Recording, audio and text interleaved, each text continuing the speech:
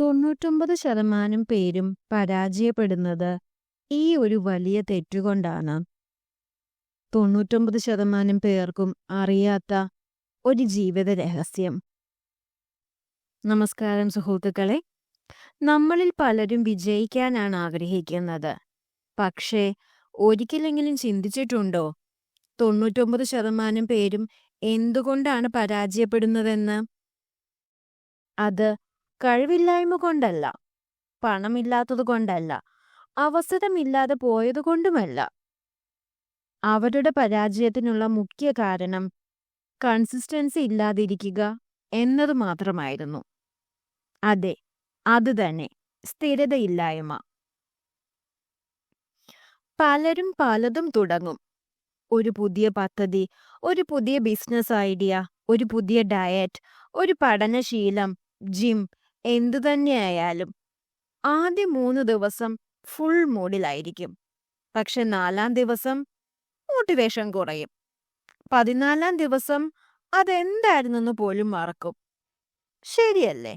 ഇത് കേൾക്കുന്ന നിങ്ങൾ തന്നെ പറയൂ, അല്ലെങ്കിൽ ഒന്ന് ആലോചിച്ചു നോക്കൂ.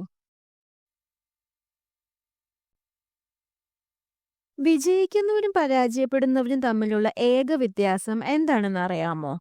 They show up even when they don't feel like it. അതെ, അവർ ഉറക്കമില്ലാത്ത ദിവസത്തിലും തളർന്ന സമയത്തിലും അവർ തുടരും. കൺസിസ്റ്റൻസി ഈസ് ബോറിംഗ്, പക്ഷെ അതാണ് വിജയത്തിന്റെ അടിസ്ഥാനം. ഒരു ചെറിയ ഉദാഹരണം. ഒരു ചെറിയ കല്ല് ഒരിക്കൽ വെള്ളത്തിൽ വീഴുമ്പോൾ വലിയ മാറ്റമൊന്നുമില്ല.